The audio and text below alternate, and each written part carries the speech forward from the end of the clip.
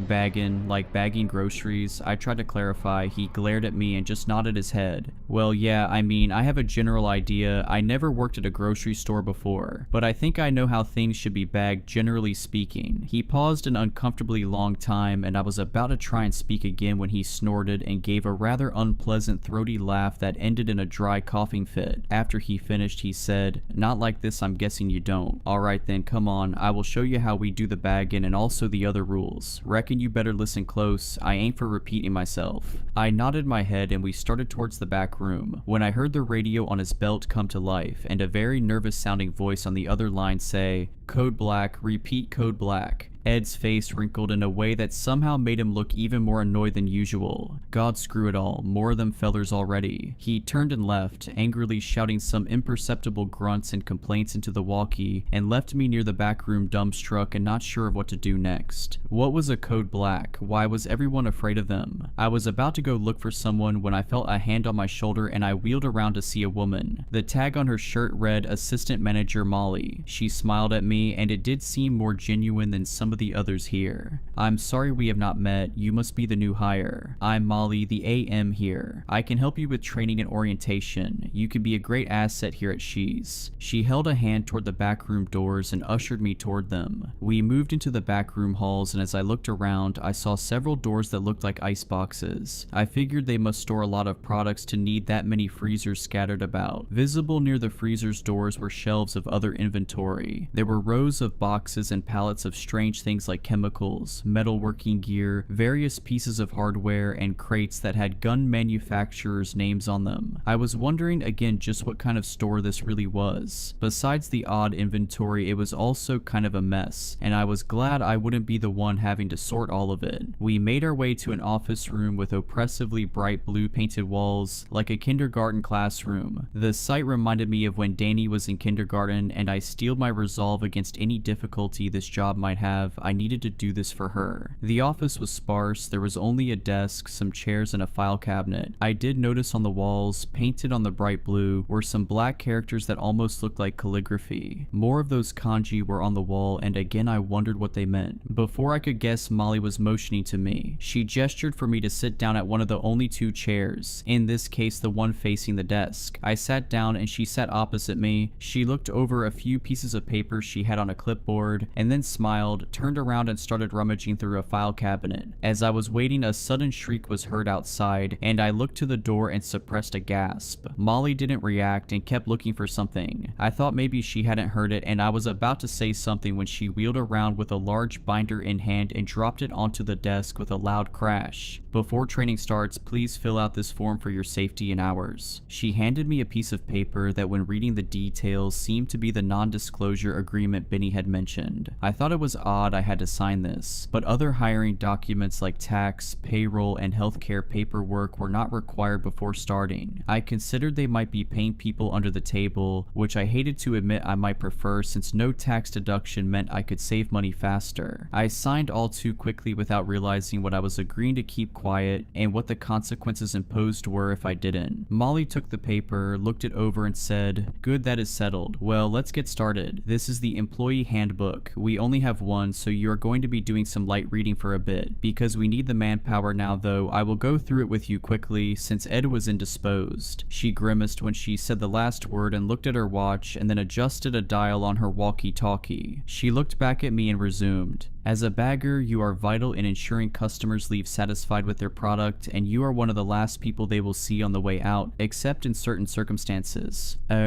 She cleared her throat loudly in time to some muffled noise I thought I heard somewhere else in the back room. "Basic rules and code of conduct are as follows. You are to bag products to the customer's satisfaction. The first thing you are to ask customers is what type of bags they want. Whatever they say goes as far as how to bag things and with what bags. You are not to ask about or discuss the purchases of the customers, no matter how curious you are or how talkative they might be. No questions, period. Understood?" She slammed her fist on the binder, and I jumped back startled as she looked at me. I stammered out a quick acknowledgement. Yes, understood." "Good," she said, and continued with the list. "No assistance may be provided to customers for loading or unloading things from their vehicles. If a customer requests help to their vehicle, do not under any circumstances assist or leave the building with them or any customer at any time, regardless of the story they give you as to why they need help. It is our policy and they know this. If requests persist, or you are feeling intimidated or threatened, you are to press the yellow button at the end of each checkout by the bagging station. A security personnel will escort the offending customer to aisle 4 for processing and detainment." Wait, detainment? They don't just kick them out? I thought that was weird. She continued with the next rule before I could ask about it. "The most important rule, occasionally there will be a special bag request. You will know it when you hear it. If ordered, press the black button by the end of the checkout and proceed with code black protocol. These guests are normally our highest paying customers and often are here at the pleasure of Mr. Shy himself. They must be attended as quickly as possible." There it was, code black again. What special bag was she talking about? Ignoring the look of concern spreading over my face, she continued. "Cell phones, smartwatches, or quite literally anything that could be used as a recording device are strictly prohibited while on duty, both for our customers' sake and for our own. Store closes at 4 a.m. exactly. Any customers who remain will be escorted out, only exception being any customers who are involved in a code black. No access is allowed to the basement and inventory back rooms, only managers and stock employees allowed. Simple, right? Any questions?" she asked while flashing another smile. Well, I did have a few questions about the... She cut me off mid-sentence, talking over me and saying, "Good, I knew you looked like a fast learner. Come on, let's get you out to the check stands and bagging." She grabbed my shoulders surprisingly hard and pulled me out of the office and back into the store proper. I saw a few customers look at me getting pulled along, and I saw some snickers and I felt a bit embarrassed. I was led to a checkout with a flickering number 3 next to it. The other two were busy with customers waiting in line to be helped by a cashier and bagger a few feet away from where I would be standing. We stopped and Molly cleared her throat loudly to get the attention of a young man with dirty blonde hair and a rather unimpressed expression on his face. "Hello, Lee, this is our new bagger. Show him the ropes and try to be easy on him. It's his first day. I know it's busy, but we don't need another Rob situation so soon. Have fun, you two." She walked away without another word to the back room, and I was left there with Lee, as I heard his name was staring at me. I tried to break the ice. "Hi, my name is..." "Save it," he responded abruptly. "I don't want to get attached just in case. I liked Rob, he was my friend, and now, well, now it's best not to talk about what happened to him. Just do your job and follow the rules and you should be fine." I didn't know how to respond to the blunt introduction, but I figured he seemed nicer than that Ed guy, so I just walked up to the bagging station and gave him a mock salute and tried to put a smile on my face. It was going to be a long night. The first customer came through and Lee wordlessly scanned their items. I proceeded to grab a few nearby bags when I felt a sharp kick in my leg. Lee was glaring at me like I had just slapped his mother. What? I thought I was supposed to. Then I looked at the customer who was frowning at me and I remembered. "Hello, what type of bag would you like?" The customer, an older woman, sneered at me and finally accepted the question and said flatly, "Paper, please," and did her best to pretend I didn't exist while I was bagging her items. Mostly groceries, produce, meat, and dairy. There were a few odd pieces, like a set of kitchen knives and what looked like boxes of some sort of firearm ammunition. I was about to ask about them when I remembered the rules. I tried to ignore it and just carry on. She left wordlessly and more customers piled into our line. As the night went on, I started to see less normal items and more disturbing things. One customer had bought zip ties, large volumes of what looked like medical grade sedatives, and several bags of candy. Another bought an ungodly amount of various weapons ammunition and several large fruits like watermelon and honeydew.